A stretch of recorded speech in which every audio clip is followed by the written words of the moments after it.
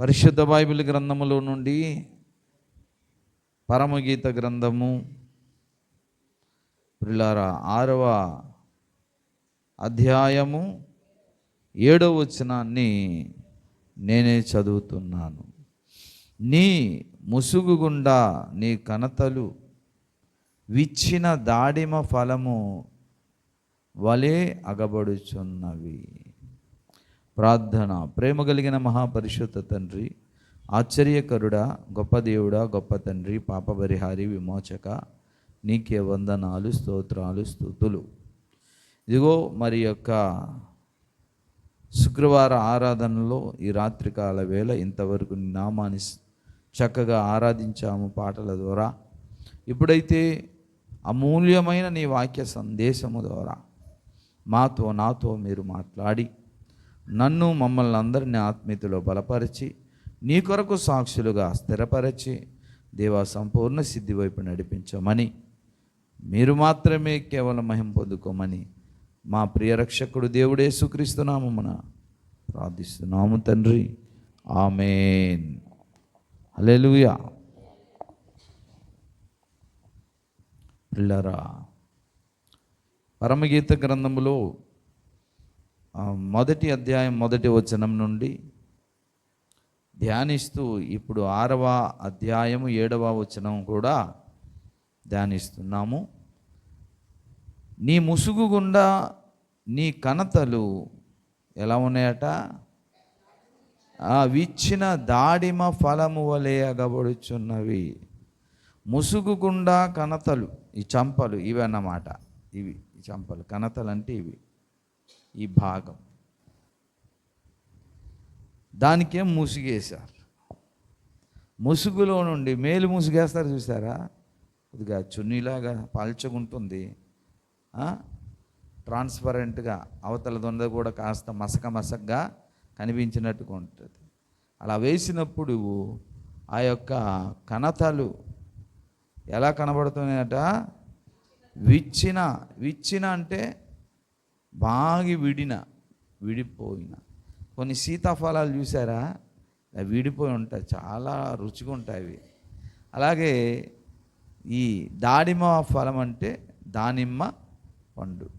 దానిమ్మ పండు ఇలాగ విచ్చి వస్తే ఎర్రని రత్నాల్లా కనబడతాయా లేదా? ఎంత బాగా కనబడుతుందండి చూడడానికి.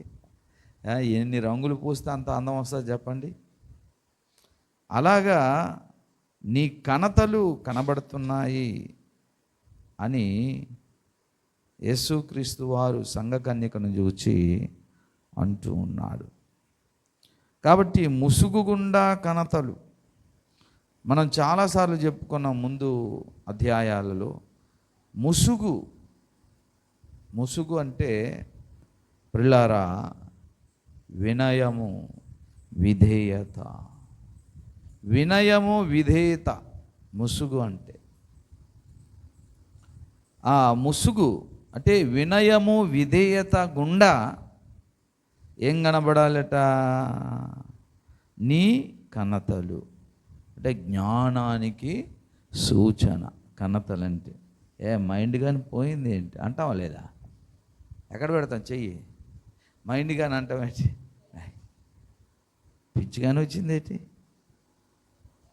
మైండ్ ఖరాబ్ అయిపోయింది ఏంటి? ఇదన్నమాట కనతలంటే. కపోలాలు, కపోల కల్పితం అనే మాట అంటారు కదా, మైండ్. కనుక ఇక్కడ ప్రియులారా ఈ కనతలు అనేవి జ్ఞానానికి ఒక సూచనే కాదు, జ్ఞానము ఉత్పత్తి అయ్యి కాస్త మనం ఆలోచించే మేధాశక్తి అవన్నీ కూడా ఉంటాయి. కాబట్టి ఈ జ్ఞానము అనేది, ఈ తెలివితేటలు అనేవి ఎక్కడి నుంచి కనబడాలటంటే ముసుగు గుండా.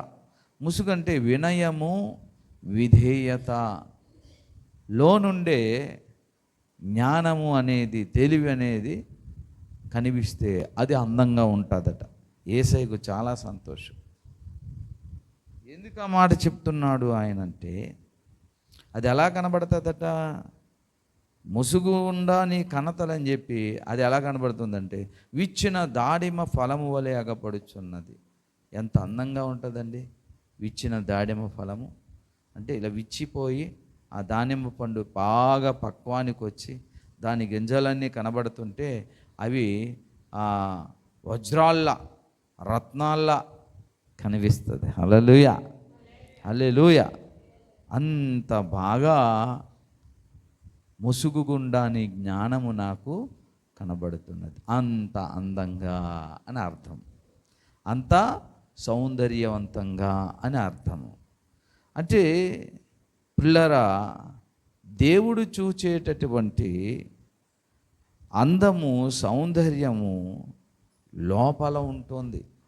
కనతలు బయటికి కనబడతాయేటి చెప్పండి? కనబడవు. అందుకే ముసుగు గుండా నీ కనతలు ఎలా కనబడుతున్నాయంటే దేవుడు ముసుగు లోపల అంటే అంతరంగములో ఉన్నటువంటి సౌందర్యాన్ని కోరుతున్నాడు, ఇష్టపడుతున్నాడు. అది ఎంత అందంగా ఉందో అని చెప్తున్నాడు. హల్లెలూయా, హల్లెలూయా. అవును పిల్లారా, అందం అంటే మనం ఏదో మంచి బట్టలు వేసుకున్నాము, నగా నట్రా ధరించుకున్నాము, సూటు బూటు వేసుకున్నాము, హోదా ఉంది, ఉద్యోగం ఉంది, లేదా ఆస్తి ఉంది, 10 మందిలో నాకు పదవి ఉంది, బలం ఉంది, పై రూపానికి నేను ఎంతో అందంగా ఉన్నాను, జ్ఞానవంతుడిని, తెలివి గలవాడను అని పై మెరుగులను ఆయన చూడడు. ముసుగు గుండా కనబడే సౌందర్యము చూచి ఆయన చాలా సంతోషపడతాడు. అందుకే విచ్చిన దాడిమ ఫలము వలె అందంగా అది కనబడుతుంది తెలుసండి అని అంటున్నాడు. అందుకే మనము అంతరంగ సౌందర్యాన్ని దేవుని కొరకు సంపాదించుకోవాలి. అంతరంగ సౌందర్యాన్ని మన జీవితంలో దేవుని కొరకు సంపాదించుకోవాలి. బాహ్య సౌందర్యం కొరకు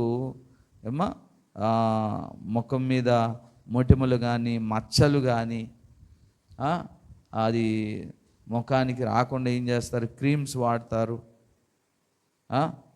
పౌడర్స్ వాడతారు, ఆయిల్స్ రాస్తారు, ఏదో మసాజ్ చేయిస్తారు. ఎందుకంటే అయ్యో చాలా అందంగా నేను కనిపించాలని, కనిపించడానికి ఎన్నో విధాలైనటువంటి ప్రయోగాలు చేస్తారు. నల్లటి చర్మానికో తెల్లటి చర్మానికో. ఎందుకంటే అది అందవికారంగా ఉంటే మనకే నచ్చదు. కాబట్టి అందమును మనము సంపాదించుకోవడానికి ఎన్నో ప్రయత్నాలు చేస్తుంటాం. మరి అంతరంగ సౌందర్యం సంపాదించడానికి నీవు ఏ ప్రయత్నం చేస్తున్నావు? అంతరంగ సౌందర్యం కొరకు ఎట్టి క్రీములు, సబ్బులు, పౌడర్లు రాస్తున్నావు చెప్పు.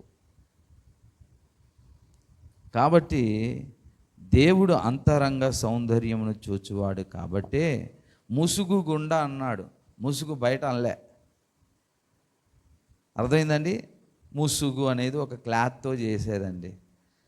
అర్థమైందండి? మనం మంచి బట్టలు వేసుకొని సూటు బూటు వేసుకొని ముందు నిలబడతాం.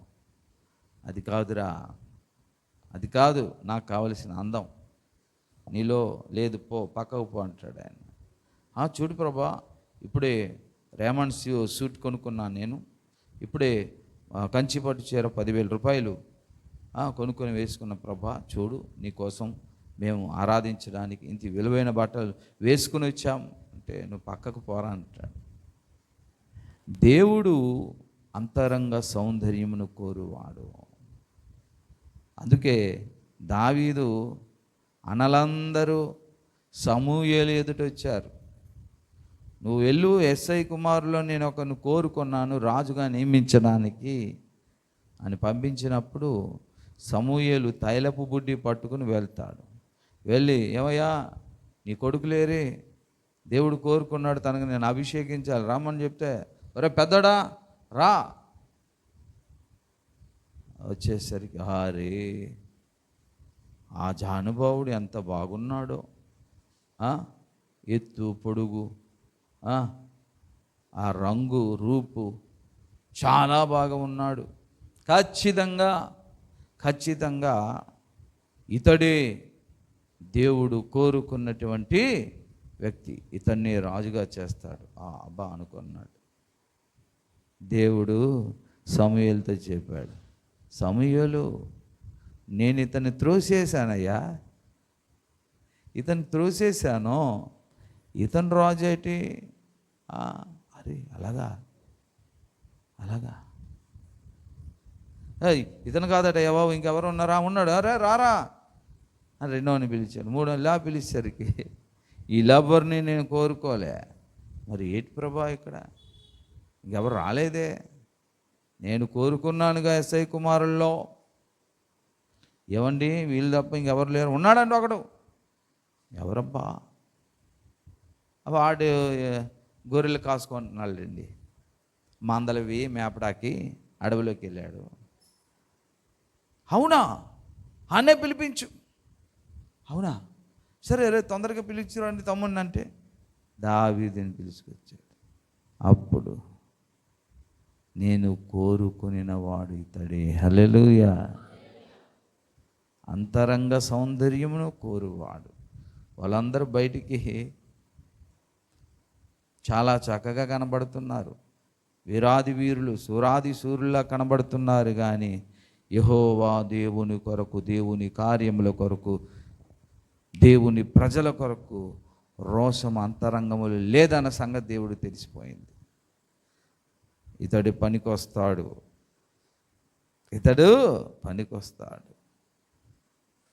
అందుకే సౌలుకి దెయ్యం పట్టినప్పుడు, అయ్యా కంజర తంబుర వాయిస్తూ దెయ్యాలు వెలగొట్టి పాటలు పాడినటువంటి ఓ వ్యక్తి ఉన్నాడు. ఎవరు? యెషయా కుమారులో. అతను పిలిపించనగానే సౌలు మీద ఉన్న దురాత్మను ఈయన తంబుర వాయిస్తూ పాడుతూ దురాత్మ పారిపోయి. హల్లెలూయా. అలాగా సౌలు రాజు యొక్క కొలువులో కాస్త అప్పుడప్పుడు పరిచయం అయ్యాడు. ఈలోగా శత్రువు వచ్చాడు, గొలియాతు ఛాలెంజ్ చేస్తున్నాడు. ఈ రాజ్యంలో రండి, నాలాంటి గొప్ప వీరాది వీరుడు మగవాడు నేనే, రండి. వీళ్ళెవరు? వీళ్ళ దేవుడట, వీళ్ళట, నా ముందు సాగిలపడండి. ఎందుకయ్యా ఛాలెంజ్ చేస్తుంటే, సరే ఈలోగా బయలుదేరాడు ఈయన. ఒరేయ్, అన్నలకు క్యారేజ్ ఇచ్చేసి వచ్చారా? వాళ్ళు యుద్ధంలో బహుశా తెగ పోరాడుతూ ఉండొచ్చు, విశ్రాంతి టైంలో కాస్త క్యారేజ్ ఇచ్చేసి వచ్చిరా అని బహుశా తండ్రి పంపించి ఉండొచ్చు. సరేనన్నా వెళ్తున్నానని వెళ్ళేసరికి అక్కడ యుద్ధం ఏమి లేదు. ఆ గొలియాతు తిడుతున్న తిట్లన్నీ అందరూ కూడా వింటున్నారు, కానీ ఒక్కడు ఎదిరించలేకపోతున్నాడు. క్యారేజ్ పట్టుకొని వెళ్ళిన ఇతను, ఏటండి అవుతుంది. అరే ఏరా నువ్వు ఎందుకు వచ్చావు? ఇంటి దగ్గర నుంచి పో అని గసిరేస్తున్నారు వారు. లేదన్నయ్య, మామూలుగా నాన్న పంపించారు, ఇక్కడికి వచ్చాను. ఆడేటంటున్నాడు అసలు అన్నట్టు. అరే నీకెందుకు, నువ్వు వెళ్ళి ఇంటికి వచ్చాను నీకు తెలియదు అని పంపించేస్తున్నారు. లోపల రక్తము మరిగిపోతుంది. సున్నతి లేని ఈ ఫిలిస్తీయుడు దేవుని ప్రజలకు, దేవునికి తిరస్కరించిన ఎవడ్రా వాడు అని గలమెత్తాడు గట్టిగా. అంతరంగంలో దేవుని కొరకు ఆ రోషాన్ని దేవుడు చూశాడు. హల్లెలూయా. అర్థమైందా? బాహ్యానికి నువ్వు ఎంత బలమున్నాయేంటి, ధనమున్నాయేంటి, హోదా ఉన్నాయేంటి, జమీందారైనా ఏంటి, దేవుని కొరకు త్యాగం చేసే రోషం లేని బ్రతికేందుకయ్యా? అన్నీ ఉన్నాయి నీకు, దేవుని కొరకు ఇచ్చే మనసు లేదు, దేవుని కొరకు ఖర్చు పెట్టే మనసు లేదు, దేవుని కొరకు ఖర్చు అయ్యే, నీ జీవితం ఖర్చు అయ్యే మనసు లేదు. అటువంటి వాళ్ళ యొక్క అంతరంగము ఈయన తోసేశానంటాడు ఆయన. ప్రియమైన బిడ్డలారా, నీ ముసుగు గుండా నీ కణతలు విచ్చిన దాడిమ ఫలము వలె ఉన్నవి. అందంగా కనబడుతున్నది తెలుసా, బాగా కనబడుతున్నది అంటున్నాడు ఆయన. అంతరంగమును నిన్ను నన్ను చూస్తాడు ఆయన. దావీదు భక్తుడు అంటాడు 51వ కీర్తనలో గల, దేవా నీవు అంతరంగమందు సత్యమును కోరువాడు. హల్లెలూయా. ఏం కోరువాడట? సత్యం. ఎక్కడ? అంతరంగములో. అంతరంగములో నువ్వు సత్యాన్ని అనుసరించాలని చూస్తున్నావా? సత్యం అంటే ఏంటి? నీ వాక్యమే సత్యము, నీ వాక్య సారాంశమే సత్యము. అంతరంగములో దేవుని వాక్యమే నా బ్రతుకులో నెరవేరాలి అనేటటువంటి ఒక ప్రత్యేకమైన తీర్మానము దావీదు కొందే. అందుకని చెప్పాడు. చూసారా? చదవండి, 51:6 చదవండి. నీవు అంతరంగములో సత్యము కోరుచున్నావు, ఆంతర్యమున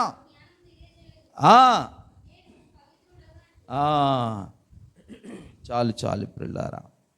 కాబట్టి దేవుడు అంతరంగమున సత్యము కోరుచున్నాడన్న సంగతి దావీదుకు తెలిసే, ఎస్, నా తండ్రి కొరకు జీవిస్తా, నా ప్రజల కొరకు జీవిస్తా, తండ్రి చిత్తము కొరకు జీవిస్తా, దేవుని సంకల్పం కొరకు జీవిస్తా అని అంతరంగంలో దృఢ నిశ్చయత కలిగి, రోషము కలిగి, గలమెత్తి గట్టి కేకేశాడు.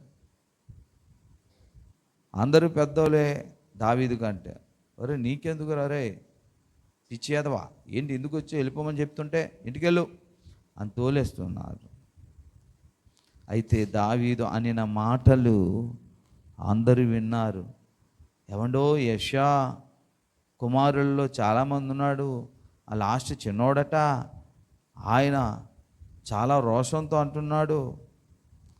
అటబోగట తేలిందన్నమాట. తెలిసింది.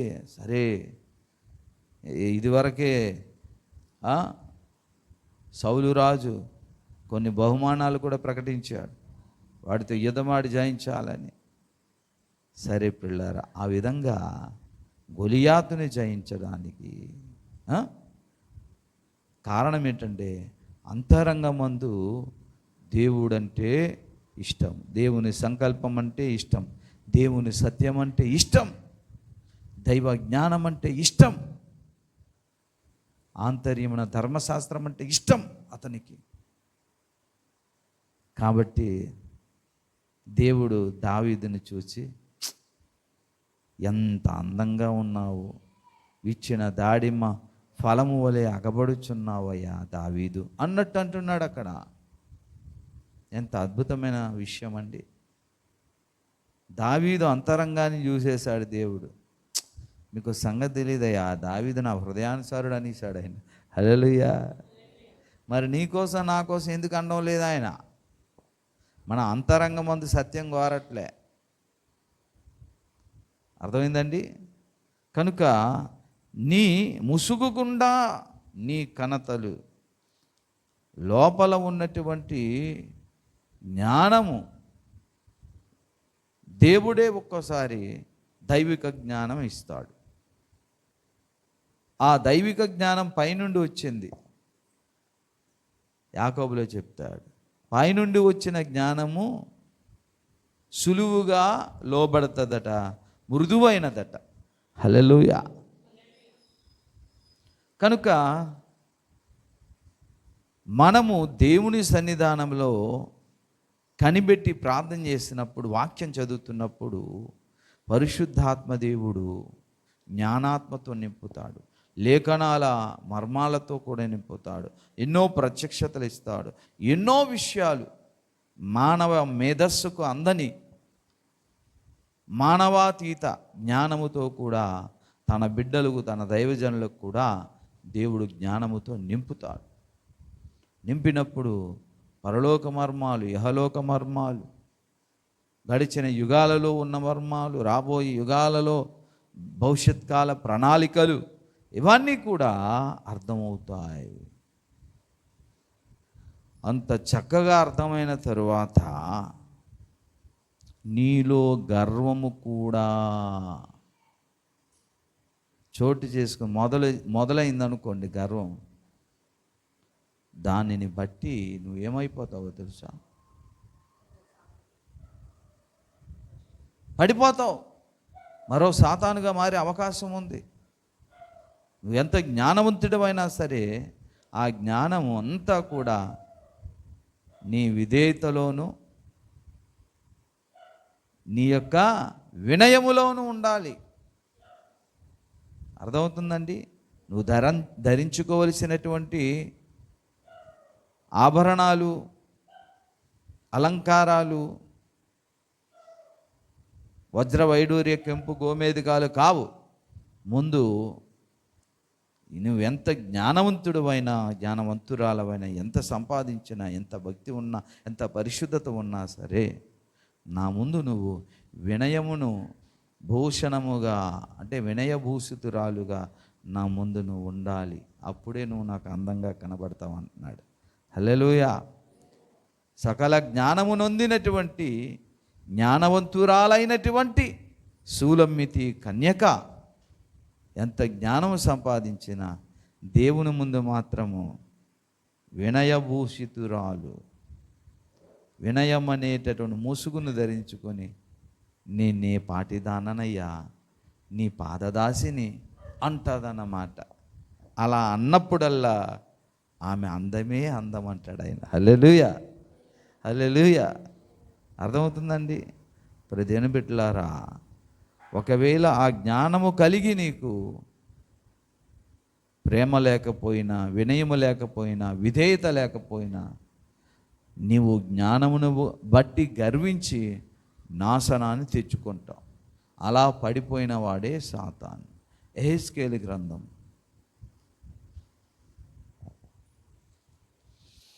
28వ అధ్యాయం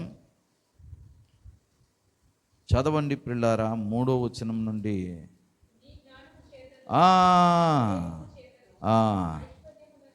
అవును, చూసారా? అర్థమైందండి? 3వ వచనంలో 3వ వచనం చదివారా? కాస్త మీరు ముందుకెళ్తే, నీవు దేవుడవు కాక మానవుడవు ఎండియో దేవునికి కలిగినంత అభిప్రాయము కలిగి ఉన్నావు. నీవు దానియేలు కంటే జ్ఞానవంతుడవు, నీకు మర్మమైన దేదియు లేదు. నీ జ్ఞానము చేతను నీ వివేకము చేతను ఐశ్వర్యము నొందితివి. చూసారా?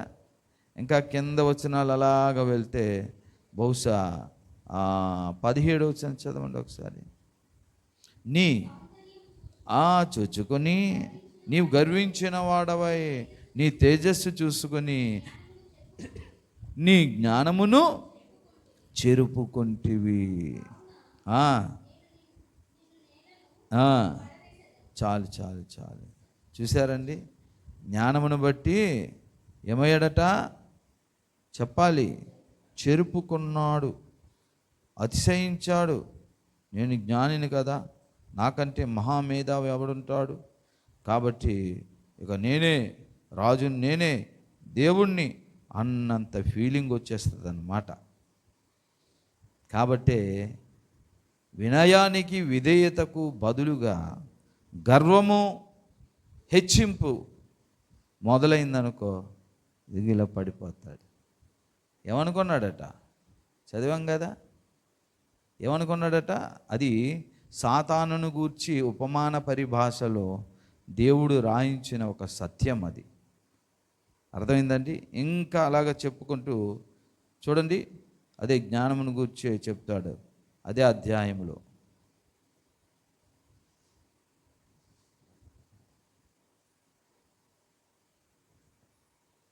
చదివారా?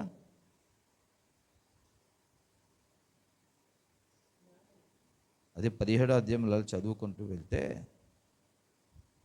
12వ వచనంలో కూడా చదవండి. 28:12. తూరు రాజును గూర్చి అంగలార్పు వచనమెత్తి ఇలాగు ప్రకటింపుము.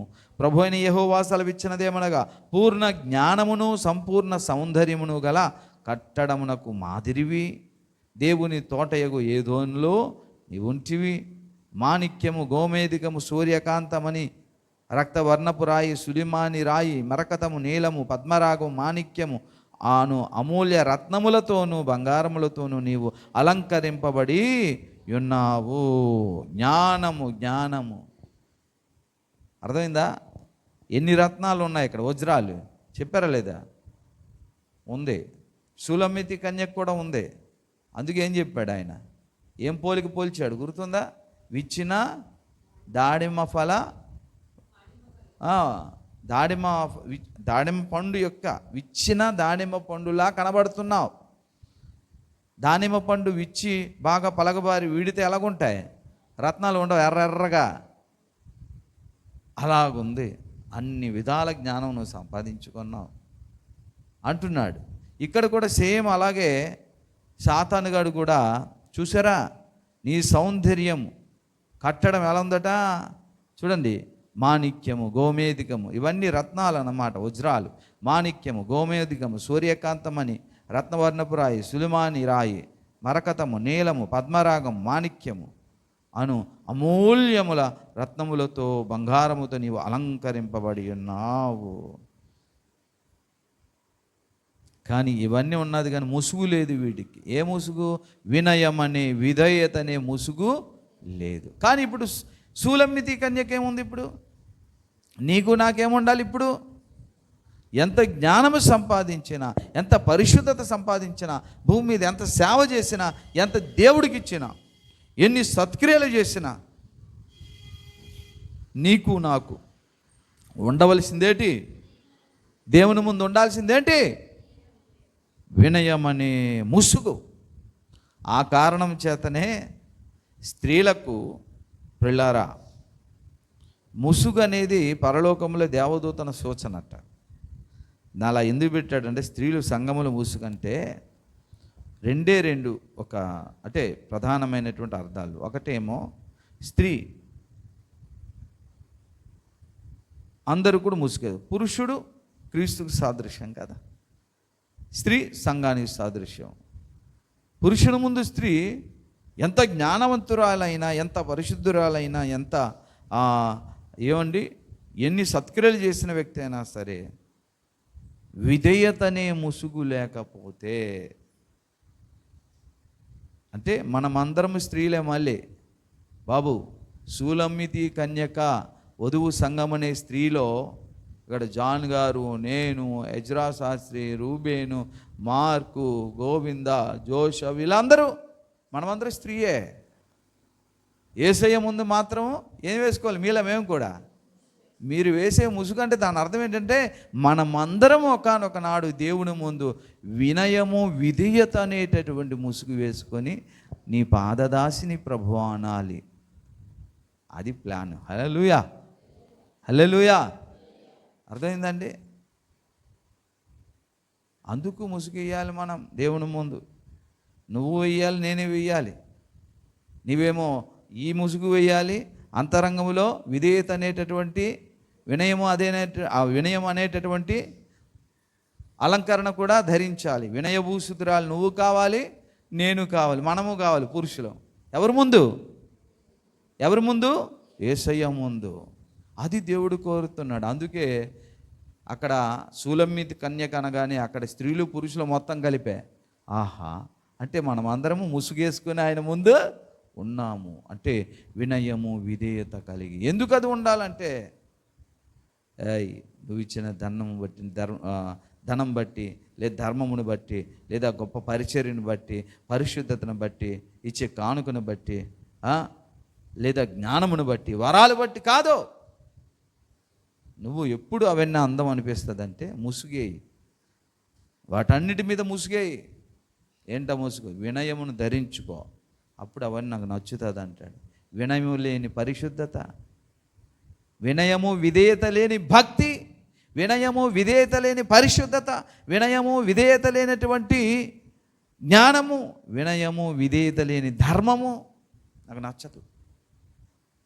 నువ్వు ఇచ్చావంటే వినయము విధేయత లేక నువ్వు పరిశుద్ధంగా ప్రవర్తిస్తున్నావు అనుకో, అది నీవు గర్వంతో ప్రవర్తించినట్టు. నేనంత పరిశుద్ధుని తెలుసా అని. వినయము విధేయత లేకుండా నీవు జ్ఞానం సంపాదించుకొని జ్ఞానయుక్తమైన గొప్ప ప్రసంగాలు స్వార్థ చేస్తున్నావు అనుకో, ఏ వినయం విధేయత లేదు నా ముందు, దాని అర్థం నాకెంత జ్ఞానం తెలుసు అని విర్రవీగుతున్నావు అన్నమాట. అర్థమైందండి?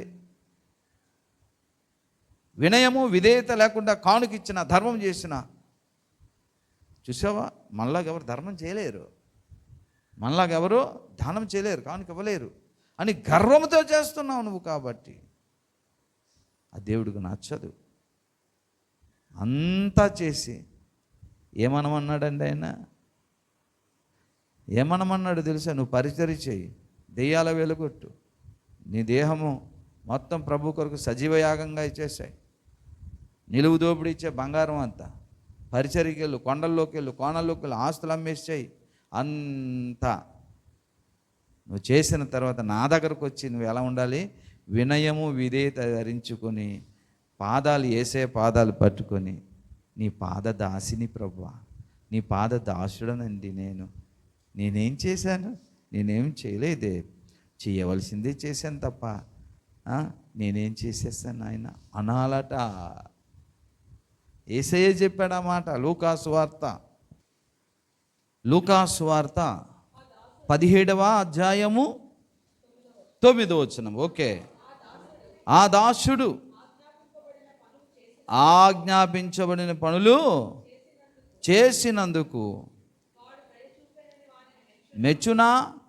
అటువలే మీరును మీకు ఆజ్ఞాపించిన పనులన్నిటినీ కూడా మీరు చేసిన తరువాత మేము నిష్ప్రయోజకులమైన నీ దాసిని, నీ దాసుడను మేము చేయవలసిందే చేశాము అని చెప్పవలెను. దేవుని స్తోత్రం. హల్లెలూయా. అర్థమైందండి? అర్థమైందా? నేనేం చేశాను ప్రభా? నేనేం చేయలేదు, నేనేం గొప్ప ఏం చేయలేదు ప్రభా ఆయన అనాలట. అన్నాడా లేదు యేసయ్య? అది ఆ మనసు ఉండాలి.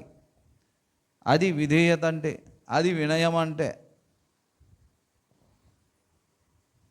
అర్థమైందండి? అందుకే దేవుడు కూడా మనల్ని చూసి సంతోషించి ఆనందించాలంటే మన అంతరంగములో వినయాన్ని విధేయతను చూసి, ఎంత జ్ఞానవంతుడైనా, ఎంత దాన ధర్మం చేసిన వాడైనా, ఎంత సేవ చేసిన వాడైనా, పరలోక మర్మాలు యహలోక మర్మాలు చెప్పే జ్ఞానం కలిగిన వాడైనా వినయము విధేయత లేనిది దేవుడికి నచ్చదండి. దట్స్ ఆల్, అంతే. చూడండి ఇర్మియా గ్రంథము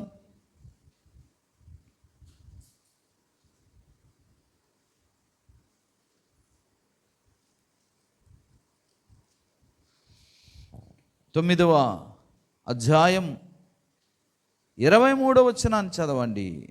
యెహోవా ఈలాగు సెలవిచ్చుచున్నాడు, జ్ఞాని తన జ్ఞానమును బట్టియు శూరుడు తన శౌర్యమును బట్టియు అతిశయింపకూడదు, ఐశ్వర్యవంతుడు తన ఐశ్వర్యమును బట్టి అతిశయింపకూడదు. అతిశయించువాడు దేనిని బట్టి అతిశయింపవలననగా భూమి మీద కృప చూపుచు నీతి న్యాయములు జరిగించుచున్న యెహోవాను నేనే అని గ్రహించి నన్ను పరిశీలనగా తెలుసుకొనుట బట్టియే అతిశయింపవలెను. అట్టి వాటిలో నేను ఆనందించు వాడనని యెహోవా సెలవిచ్చుచున్నాడు. హల్లెలూయా, హల్లెలూయా. చెప్పండి, అర్థమైందా? దేవుడు సంతోషపడాలి నిన్ను నన్ను చూసి. ఆహా, విచ్చిన దాడిమ ఫలములా ఉన్నావయ్యా నువ్వు, నాకు చాలా ఇష్టం, ఎంత అందంగా ఉన్నావో అలా అంటున్నాడు. అలా అనడానికి కారణం ఏంటి?